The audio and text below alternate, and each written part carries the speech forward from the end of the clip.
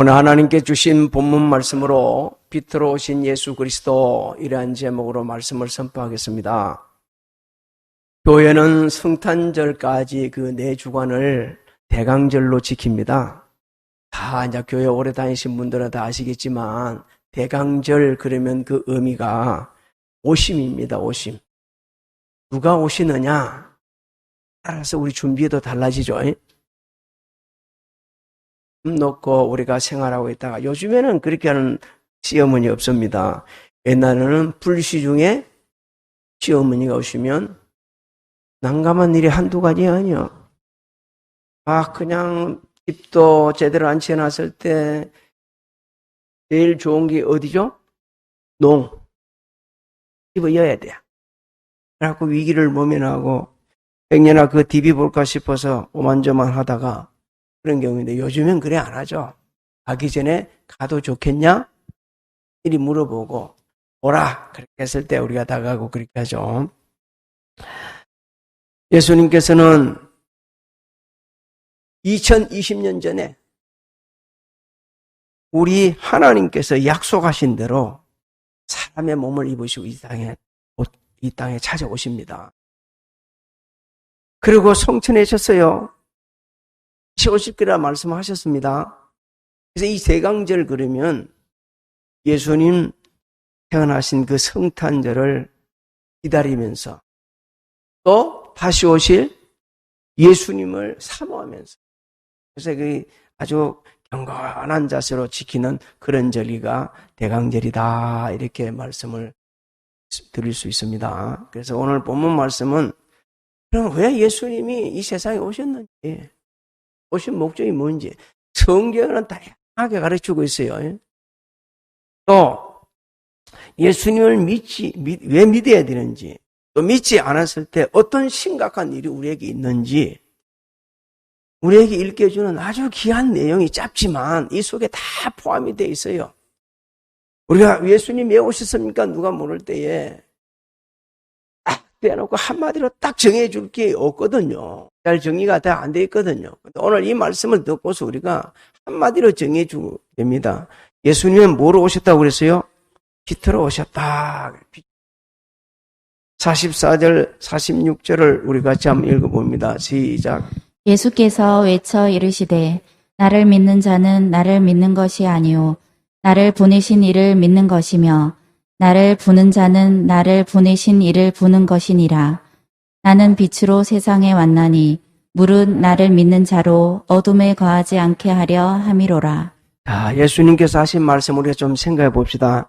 나를 믿는 자는 나를 믿는 것이 아니요 나를 보내신 이를 믿는 것이라 그렇게 말씀을 하셨습니다. 그러니까 이 말씀 속에는요 예수님께서 스스로 자의적으로 이 세상에 오신 것이 아니다. 누구 보내심을 받았다고요? 하나님의 보내심을 받아서 하늘의 영광을 다 버리시고 사람의 몸을 입으시고 이 낮고 천한 세상에 찾아오셨다. 이렇게 우리 주님이 말씀하고 있는 겁니다.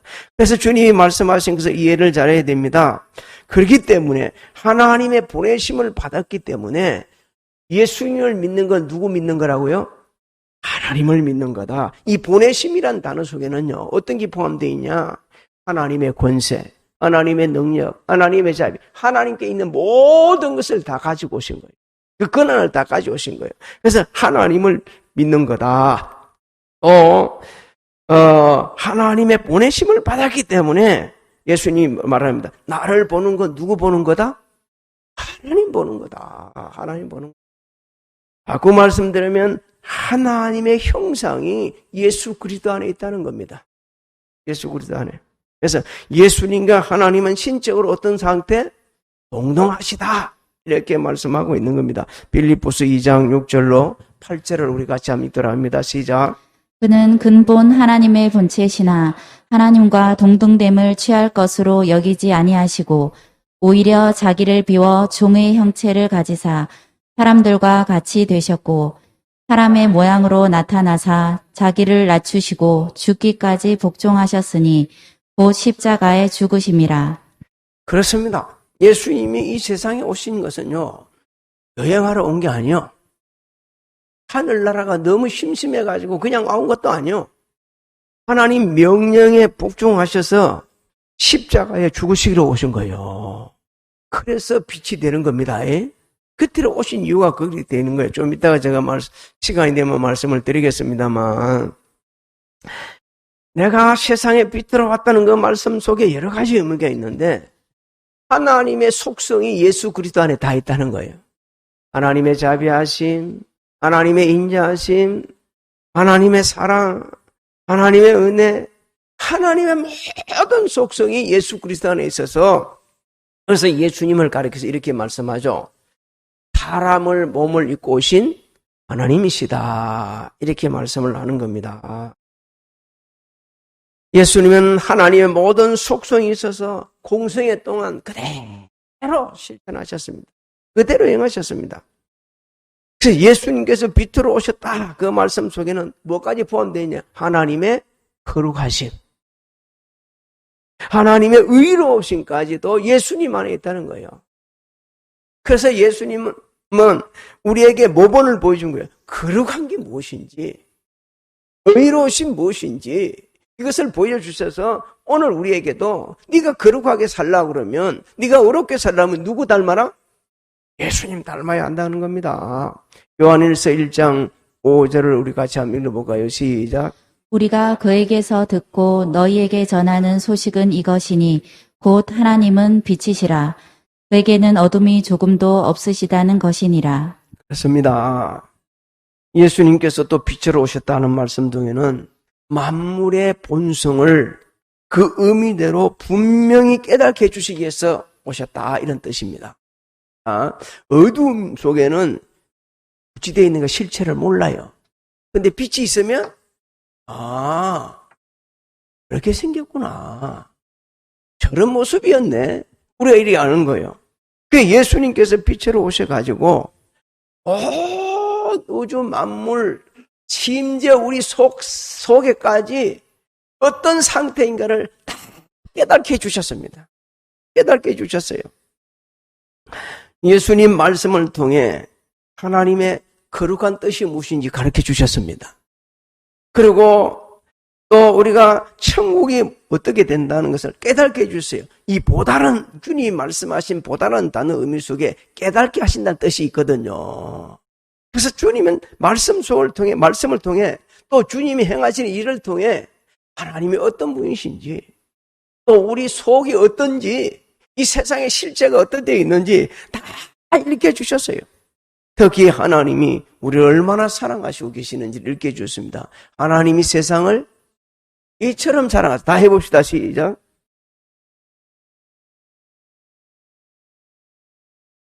이런 글을 믿는 자마다, 그렇습니다. 주님이 그렇게 하나님의 위대한 사랑을 다 보여주신 거예요. 다 알 수 있겠어요. 또 예수님께서 빛으로 오셨다는 것은 죄가 없으시다는 겁니다. 예수님한테는 죄가 없었습니다. 죄 없으신 예수님은 이 세상에 죄악으로 어두운 세상을, 죄를 없애려고, 사망을 단번에 없애려고 사람의 몸을 입으시고 이 땅에 오신 것입니다. 그래서 우리를 죄악의 어둠과 사망에 두려우면서 완전히 자유시켜 주시려고 이 땅에 오신 분이 예수 그리스도, 그래서 빛으로 오셨다고 이렇게 선포를 하고 계시는 겁니다. 요한일서 3장 4절로 6절을 같이 읽습니다. 시작. 죄를 짓는 자마다 불법을 행하나니 죄는 불법이라. 그가 우리 죄를 없애려고 나타나신 것을 너희가 아나니 그에게는 죄가 없느니라. 그 안에 거하는 자마다 범죄하지 아니하나니 범죄하는 자마다 그를 보지도 못하였고 그를 알지도 못하였느니라. 당시나 오늘이나 왜 사람들이 주님 앞으로 나오지 않는가? 왜 주님 앞으로 나오지 않는가? 이것을 갖다가 오늘 우리에게 읽게 해주시고 있는 거예요. 여러분, 왜 사람들이 예수 믿으라 하면 나와야 되는데 안 나옵니까? 왜 하나님 앞에 나오라는데 안 나옵니까? 주님이 지금 말씀해 주고 있는 거예요. 왜? 죄악의 어둠 속에 있는 자들은요, 죄를 짓고 사는 사람들은요, 자신이 제가 드러날까 싶어가지고 빛 가운데 안 나오는 거예요. 빛은 모든 걸 다 드러나게 하시니까. 다 드러나게 하시니까. 여전히 그 죄 가운데 살고 있고 죄를 사랑하고 자신의 죄악이 드러나는 게 너무 두렵기 때문에 안 오는 거예요. 근데 진리를 안에 행하는 자, 진리를 따르는 자들은 하나님 앞으로 나옵니다. 왜? 내가 하나님 안에서 살고 싶고 하나님 안에 있고 싶고 하나님과 동행하고 싶고 하나님 말씀대로 살고 싶으니까 그렇게 살고 있으니까 떳떳하게 나오는 거예요. 떳떳하게 나오는 거예요. 경찰차가 아무리 많이 지나가도 우리가 안전띠 메고 있고 속도만 위반 안 하면 상관없습니다. 그런데 경찰차가 지나가는데 안전띠도 안 메고 속도를 갖다가 우리가 지키지 않고 있으면 갑자기 뭐 하요? 그 브레이크를 밟고 막 이거 가지고 이지를 못해갖고 요리 잡고 있잖아요. 우리가 하나님의 말씀 가운데 살게 되지면 자연스럽게 하나님 앞에 나옵니다. 그리고 잘못한 거는 뭐 하죠? 회개를 하게 되지고 용서받고 회복되고 치유되고 아무리 교회라고 오지 않는 사람들은 자신들은 고상하게 표현합니다. 아주 갈대가 안 해서 내가 죄가 많아서 아주 우리 시어머니 안 돌아가서 그렇게 얘기했지만 하나님께서 딱 정해주셨습니다. 요한복음 3장 19절로 21절 읽습니다. 시작. 그 정죄는 이것이니 곧 빛이 세상에 왔으되 사람들이 자기 행위가 악함으로 빛보다 어둠을 더 사랑한 것이니라. 악을 행하는 자마다 빛을 미워하여 빛으로 오지 아니하나니 이는 그 행위가 드러날까 함이요. 진리를 따르는 자는 빛으로 오나니 이는 그 행위가 하나님 안에서 행한 것임을 나타내려 함이라 하시니라. 완전히 다르지 않습니까? 자신이 잘못한 사람들은요, 우리 인간들이 그렇습니다. 자신이 누구한테 잘못했죠. 남을 좀 좋지 않는 얘기를 했죠. 그 사람 옆에 가기 싫어합니다. 왜? 그 얘기를 했기 때문에. 근데 뒤에서 그 사람의 칭찬을 많이 한 사람은 그 사람 있는 데 가서 괜찮아요. 왜? 그 사람을 칭찬했기 때문에. 얘가 별로 별로 좋은 예는 아니겠지만, 우리가 하나님 앞에서 사는 사람들은요, 진리 가운데 진리를 따라 살라고 애를 쓰는데도 불구하고 죄를 지었을 때, 그거 두려워하지 않고 나옵니다. 왜? 얘기하면 용서해 주시니까. 해주시니까. 근데 밥 먹듯이 죄를 짓는 사람들은 하나님 앞에 안 나옵니다. 아무리 사정을 내도 안 나옵니다. 예수 믿어야 구원받는다 아무리 얘기해도 안 나오지 않습니다. 사랑하는 성도 여러분, 예수님께서 내가 세상의 빛으로 오셨다고 선포하실 때가 어느 때냐면요, 고난을 받으시기 전 마지막 6월절입니다. 이게 십자가 고난을 앞두고 이제 마지막 6월절날 이 말씀을 선포하셨거든요. 한 영혼이라도 더 구원시키기 위해서, 한 영혼이라도 더 은혜 받고 하나님 앞에 나와서 정말 잡아가고 회개하고 구원받도록 하기 위해서 혹독한 십자가의 고난을 당하시기 위해서 아시면서도 그때 그들 가운데서 그들이 십자가에 못 박는데 주님이 몫을 맡기고 죽을 줄 아시면서도 그렇게 선포를 하신 것입니다. 오늘 우리에게 뭐라고 말씀합니까? 아무리 교회 미워하고 악을 행하고 베라벨 얘기를 할지라도 마지막 순간 뒤에 놓치지 말고 그들에게 뭘 전하라? 복음을 전할 수 있는 사람이 되어야 된다. 이렇게 우리에게 일깨워주시는 겁니다. 두 번째로 우리 주님은 본문 말씀에서 세상을 구원하러 오셨다. 이렇게 말씀을 합니다. 47절, 48절을 우리 같이 읽어볼까요? 시작. 사람이 내 말을 듣고 지키지 아니할지라도 내가 그를 심판하지 아니하노라. 내가 온 것은 세상을 심판하려 함이 아니요 세상을 구원하려 함이로라. 나를 저버리고 내 말을 받지 아니하는 자를 심판할 이가 있으니 곧 내가 한 그 말이 마지막 날에 그를 심판하리라. 우리가 주목해야 될 말씀이 있습니다. 사람이 내 말을 듣고 지키지 아니할지라도 내가 그를 심판하지 아니하노라. 이상하잖아요? 주님께서 왜 이렇게 말씀하셨냐? 하나님 말씀에 불순종해도 된다 이런 뜻이 아닙니다. 주님께서 그렇게 말씀하신 것은 심판하러 오신 게 아니고 구원으로 오셨다는 말씀을 역설적으로 그렇게 표현하고 있는 거예요. 더 강조하기 위해서. 2020년 전에 아기 예수로 오신 예수님은 심판주로 오신 게 아니고 구원주로 오셨습니다. 그래서 심판 안 하셔. 그런데 누구든지 예수를 구주로 영접하게 되면 구원을 받고, 누구든지 예수님을 구주로 영접하지 않으면 심판을 당할 수밖에 없습니다. 왜 심판을 당하냐? 예수님이 구세주이시고 하나님이 구세주로 보내셨는데, 그리고 복음은 구원의 기쁜 소식인데도 불구하고 그렇게 안 믿었으니까 하나님께서 심판을 하신다고 말씀하는 거예요. 고린도전서 1장 17절로 18절을 한번 읽어봅니다. 시작. 그리스도께서 나를 보내심은 세례를 베풀게 하려 하심이 아니요 오직 복음을 전하게 하려 하심이로되 말의 지혜로 하지 아니함은 그리스도의 십자가가 헛되지 않게 하려 함이라. 십자가의 도가 멸망하는 자들에게는 미련한 것이요 구원을 받는 우리에게는 하나님의 능력이라. 할렐루야. 예수님의 말씀은 하나님의 계명이십니다. 예수님은 한 번도 자신의 사적 의견을 제시한 게 없어요. 언제나 하나님의 말씀을 전했습니다. 우리는 우리 생각을 막 표출하는 것이 굉장히 잘하고 똑똑한 줄 알고 있는데, 여러분, 그럴 때가 있습니다. 내가 내 의견을 얘기할 때가 있어요. 앞에서는 자기 의견을 내실 필요가 없다고 히브리서 기자가 말씀하고, 무슨 하나님 앞에서, 무슨 교회에서 자기 의견이 필요합니까? 여러분, 우리는 예수 그리스도를 머리로 하는 믿음의 공동체, 그 지체리는 공동체입니다. 믿습니까? 누구 따라 하면 돼요? 머리가 시키는 예수님 말씀대로 하면 되는 겁니다. 그래서 예수님의 말씀이 계명이란 말이에요.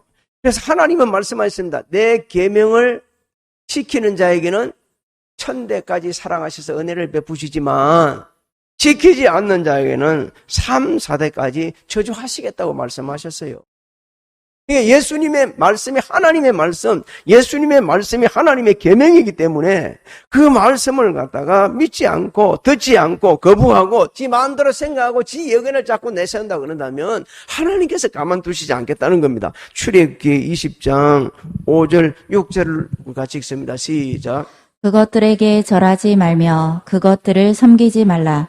나 내 하나님 여호와는 질투하는 하나님인즉 나를 미워하는 자의 죄를 갚되 아버지로부터 아들에게로 3, 4대까지 이르게 하거니와 나를 사랑하고 내 계명을 지키는 자에게는 1000대까지 은혜를 베푸느니라. 하나님께서 말씀하시는 이 목적이 무엇입니까? 하나님 목적은 심판이 목적이 아니고 구원이 목적입니다.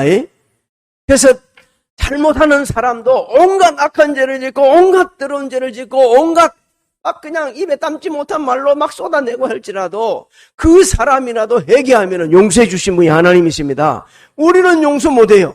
우리는 누가 우리한테 조금만 좀 잘못 얘기를 하게 되면 용서를 못해. 왜? 우리 인간이 우리 속에 재성이 있기 때문에 저놈 나쁜 놈 절대 내 용서 못한다. 마지막까지 못 이런 악한 마음을 가질 수가 있는 거예요. 하지만 우리 마음이 누구 마음을 닮으면 예수님의 마음을 담게 되지면 성령의 지배를 받게 되지면 그 악한 자의 모습이 누구 모습이요?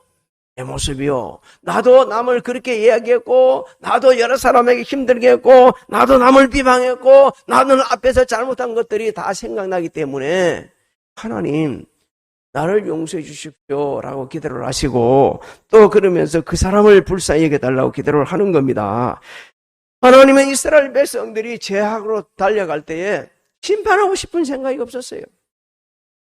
정말 심판하고 싶은 생각이 하나도 없었어요. 회개하고 돌이키고 돌았으면 용서해 주기를 원했습니다. 여러분 잊지 말아야 됩니다. 회개해야 용서받습니다. 회개해야 용서받는 거예요.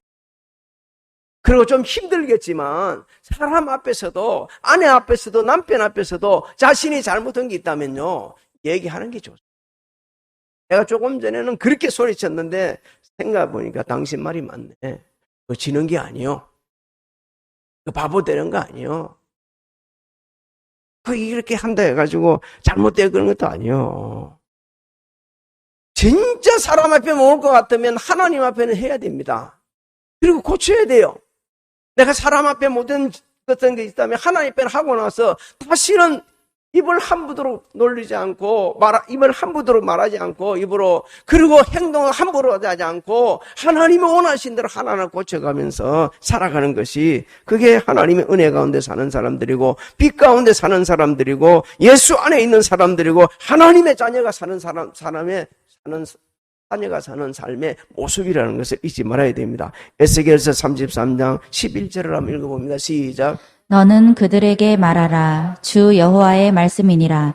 나의 삶을 두고 맹세하노니 나는 악인이 죽는 것을 기뻐하지 아니하고 악인이 그의 길에서 돌이켜 떠나 사는 것을 기뻐하노라.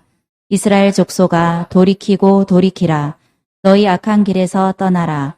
어찌 죽고자 하느냐 하셨다 하라. 하나님이 기뻐하신 일이 뭐라고 잠깐 떼어보세요. 하나님이 기뻐하신 일이 뭐라고 그랬습니까? 그거 한번 떼어보세요. 하나님이 기뻐하시는 게 뭐라고 그럽니까? 나는 악인이 죽는 것을, 악인이 그의 길에서 떠나 사는 것을 기뻐하시는 분이 하나님이십니다. 그러면서 이스라엘에게 말씀하십니다. 왜 죽는 길을 자꾸 가냐? 왜 맹하는 길을 가냐? 왜 멸망당을 가냐? 70년 포로 생활을 왜 하려고 그러느냐? 하지 말아라. 오늘 우리에게 말씀하시는 겁니다. 네가 그렇게 사는 것은 사람 사는 게 아니야. 내한테도 아무한테 유익이 되는 게 아니야. 빛으로 오신 예수 그리스도 네 배반하는 거야. 오늘 우리에게 이렇게 해주시고요. 그렇게 살지 말아라.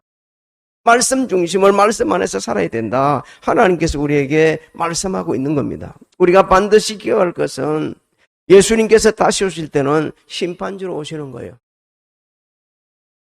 절대 어린아이로 오시지 않습니다. 깐난쟁이로 오시지 않습니다. 성경이 우리에게 그렇게 가르쳐주고 있어요.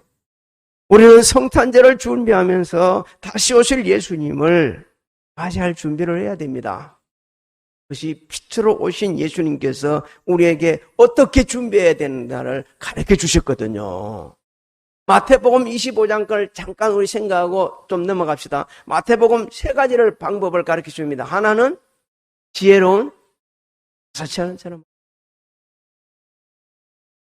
가나안 혼인잔치에 그 영화를 봤습니다. 아주 좋은 영화예요. 혹시 나오면 여러분도 보시고, 이게 이제 CBS 방송에서 보는 앱이 있는데, 이게 앱을 통해 가지고 방법을 몰라 저는. 볼 수가 있다 하면 같이 봤으면 좋겠는데 한번 봤으면 좋겠어요. 보게 되면 조금 시간이 갑니다만은 아주 우리가 보고 그대로 눈을 떼고 눈만 좀 잠 안 자고 그거만 딱 보게 되지면 예수 제대로 믿게 돼 있게끔 영화가 만들어져 있어요. 그렇게 잘 만들어져 있어요. 여태껏 나온 영화 중에 참 괜찮은 영화, 기독교 영화 중에. 그대로 보면 그대로 믿을 수 있을 정도로 아주 잘 돼 있어요. 잘 돼 있는데, 이 주님이 오실 때가 언젠가 이렇게 가르쳐 주기 위해서 이렇게 이야기합니다. 잠을 자고 있는데, 신랑이 잠을 자고 있는데, 아버지가 깨운다. 내 신부 데려오라고. 그때는 누구한테 있냐면, 아버지한테 있는 거예요. 아버지한테. 여러분, 우리 예수님이 오시는 것은 아버지, 우리 하나님 때에 있습니다. 하나님 주권에 있는 거예요. 언제 올지 모르기 때문에 우리는 지혜로운 다섯처녀가 있어야 되는데, 미련한 다섯처녀한테는 뭐가 없었습니까? 등은 있었는데 뭐가 없어요? 이름이 없었어요. 그 다음에 또 5달란트, 2달란트 받은 종들은 열심히 일했기 때문에 안겼어요. 1달란트들은 잘났다고, 똑똑하다고 그러났어요. 그 다음에 또 거기 또 어떤 사람이 나옵니까? 염소의 무리와 양의 무리가 있어요. 염소의 무리는 앞에서 지가 제일 잘생긴 사람이에요. 근데 주님이 말합니다. 아니야. 근데 양의 무리 속한 사람 뭐라고 이야기합니까? 언제 우리가 주님을 그렇게 섬겼습니까? 그 주님이 이렇게 얘기를 해주죠. 근데 산상수훈을 통해서 오늘 이 말씀과 연결되는 내용이 하나 있습니다. 우리가 이 세상을 주님이 다시 올 것을 사모하면서 맞이해야 준비될 사람들, 그리고 성탄절을 준비하는 사람들 어떻게 해야 되냐? 빛과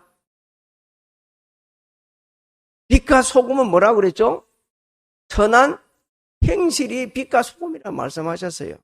억지로 내가 보기에 선한 일이 아니요. 내 유익을 따라 내 멋을 따라서 막 다기를 드러나기 위해서 하는 게 그게 선한 일이 아니에요. 누구 보시기에? 하나님 보시기에 그게 합당한 그게 선한 일이요. 야고보서는 말합니다. 선을 알고도 행하지 않는 것이 죄다고 말씀하셨잖아요. 하나님의 그 선하신 뜻대로 살면서 세상에 은혜로운 영향을 끼치는 것, 그게 세상의 빛과 소금으로 사는 겁니다. 하나님이 원하시는 일을 하면서, 하나님이 기뻐하시는 일을 하면서 사람들의 은혜로운 영향을 끼치는 것이 빛과 소금이 되는 거예요. 억지로 자기를 가시게 가지고 그건 선한 일이 아니라고 주님은 이미 말씀을 해주셨습니다. 언제 주님이 오시든 상관없이, 주인이 언제 오시든 상관없이 자기 일에 충실히 최선을 다하는 게 그게 빛과 소금이라고 우리 주님이 말씀해 주셨습니다. 어느 시대나 이런 사람 많이 있었습니다. 세상을 뒤집어 놓고 바꾸는 사람들이 정말 많이 있었습니다. 그 중에 제가 한 분을 소개하고자 합니다. 윌리엄 윌버포스라는 분, 20세기 영국 정치가입니다.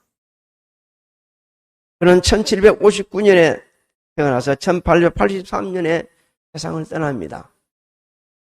놀랍게도 그 사람은 캠브리지 대학에서 공부를 한 이후 21세에 영국 하원의원에 당선이 됩니다.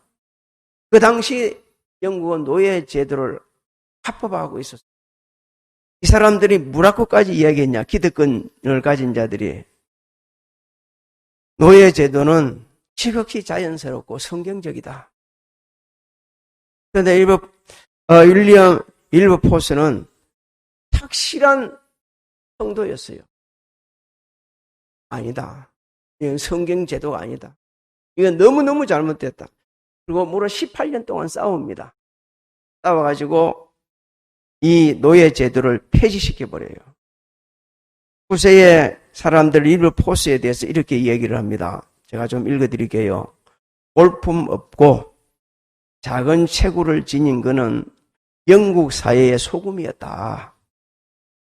자신의 아름다운 삶을 통해 영국 사회를 보존했을 뿐 아니라 그리스도께 인도했다. 그만한 소금이지만 그 존재감이 있다.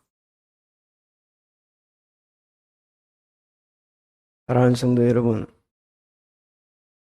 오늘날 이와 같이 음지에서 일하고 있는 사람 참 많습니다. 알려지는 것 원치 않으면서 자신의 삶을 희생시켜서 사는 분들 너무 많습니다. 여러분도 봤을 겁니다. 왜 당신 국회의원 돼서 그러니까 어느 분들이 나와 그랬습니다. 너무 힘들고 사는 사람 보니까 불쌍해서 내가 국회의원 되겠다 싶어서 내가 국회의원 되었습니다. 너무너무 뭔가 잘못돼가서 그거 고치려고 됐습니다. 여러분, 그런 분이 많이 나와야 됩니다. 신앙을 떠나가지고. 그래야 우리나라 희망이 있습니다. 여러분, 우리 아이들이 빛과 소금이 되도록 훈련시켜야 됩니다. 그러려면 저와 여러분이 빛과 소금이 되어야 돼요. 예수 그리스도 따르면 해야 됩니다. 코로나19로 인해 가지고 삶과 죽음이 지척간에 있다는 거. 이거를 우리를 열실히 느끼잖아요. 그런데도 아직까지도 세상이 쫓아오니 세상 즐거움에 빠져가지고 고치지도 않고 회개하지도 않고 그대로 살아가는 사람 너무 많습니다. 하나님께서는 우리에게 말씀해 주셨어요. 예수님 믿지 않고는 구원받지 못한다. 예수님 믿어야 영원한 영생이 있다. 요한일서 5장 11절로 12절을 같이 읽어봅니다. 시작. 또 증거는 이것이니 하나님이 우리에게 영생을 주신 것과 이 생명이 그의 아들 안에 있는 그것이니라. 아들이 있는 자에게는 생명이 있고 하나님의 아들이 없는 자에게는 생명이 없느니라. 사랑하는 성도 여러분, 하나님께서는 우리를 통해 수많은 영혼들이 구원받기를 원하고 있습니다. 그 중에 이런 시점에서 가장 자신 있게 효과적으로 전하는 것은 선한 행실입니다. 말 한마디가 참 중요하고 행동이 너무 중요합니다. 부패한 세상을 청결하고 하고 어두워지는 세상을 밝히라고 오늘 우리에게 명령해 주신 이 말씀을 기억하면서 온 인생, 아니 한 해를 은혜 가운데 빛과 소금이 되어서 그리고 남은 인생도 그렇게 사셔서 하나님께 영광이 되고 모든 사람의 유익이 되는 여러분들이 되시기를 주님의 이름으로 축복합니다. 축복합니다.